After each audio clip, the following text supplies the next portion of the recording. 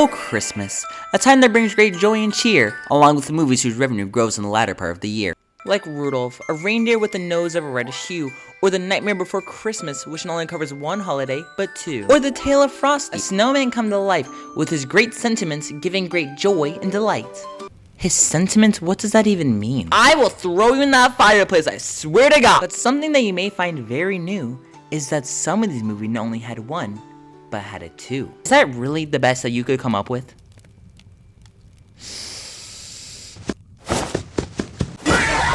Greetings and happy holidays, everyone, assuming the video comes out before Christmas. It won't. That's one extra log. I've gathered you around this warm fireplace in my fabricated claymation style to bestow upon you the tale of Rudolph and the Island of Misfit Toys. Not to get confused with Rudolph the Red-Nosed Reindeer, where they visit the Island of Misfit Toys. But for those in need of a synopsis of the original tale. You're using the wrong tale in the script. You have no right to be using words like synopsis. Okay, let's make this quick. Rudolph was a story about a reindeer with a red, shiny nose. Some even say close. But all the other reindeer bullied him for it and called him names like Red Snour, Lightbulb Nose, or, you won't believe this one, Rudolph the Red-Nosed Reindeer.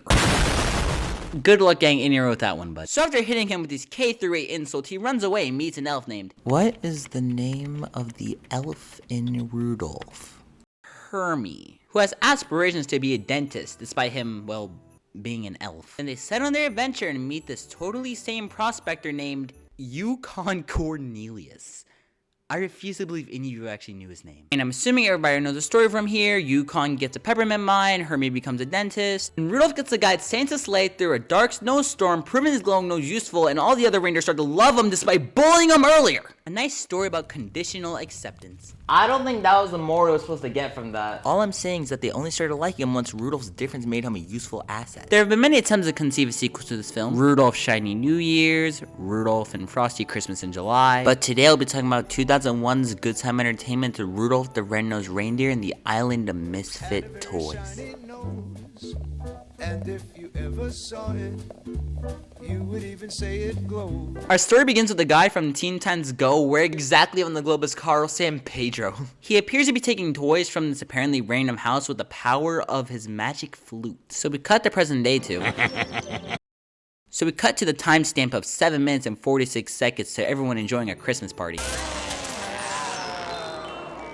With the help of Rudolph's glowing nose, Santa's able to turn back on the power. It appears following the events of the original film, Rudolph has been condensed into a living party trick. Like, to the point where they're literally telling him to do tricks. So now y'all think the nose is cool? Like you weren't shooting shots at him like it was a final zone in the FNCS? Don't they usually end in a heel off? Nah, I think they patched it with Storm Surge. So due to Rudolph becoming a novelty, he now wishes for an original nose. Which goes completely against what the original story was trying to say, but okay. Then our main duo gets told by a talking kite to go back to the Island of Misfit Toys. Which shouldn't exist anymore because Santa should have went back and got all the toys and found them a home like Rudolph promised in the original. Here we get introduced to some of my favorite characters. The spinner that gets dizzy, even though I'm pretty sure he's just having a seizure. And my favorite joke throughout the whole movie.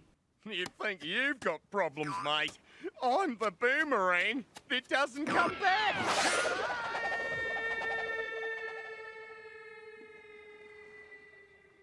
Oh, he's dead. So why did they have to go back to the Island of Misfit Toys? Please, don't tell me I need a root canal. You need a root canal!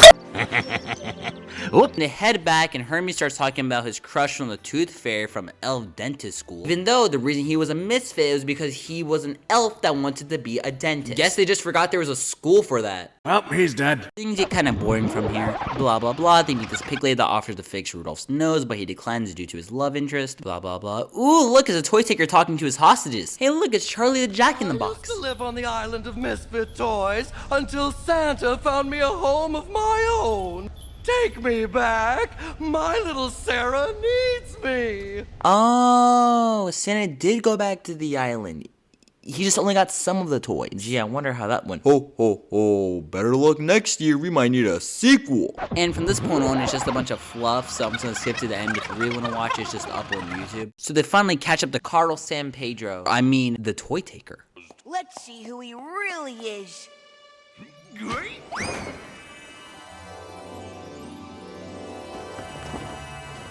and I wouldn't have gone away with it too if it wasn't for you meddling mammals. So you see, it turns out that his kid left him for video games. Isn't that the plot for Toy Story 5? Oh wait, you're still up there? Despite his attempts to win back the affection of his child, he unfortunately ends up in a cardboard box. Oh, so Toy Story 2.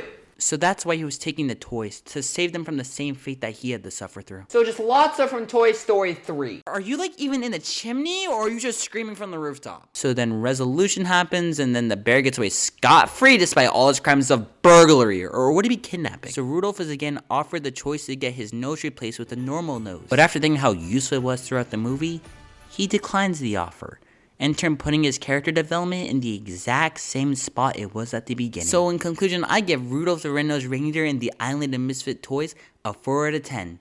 So still better than the Emoji Movie. If this video releases on time, Merry Christmas. Okay, bye. I'm still up here. Is no one gonna get me, or?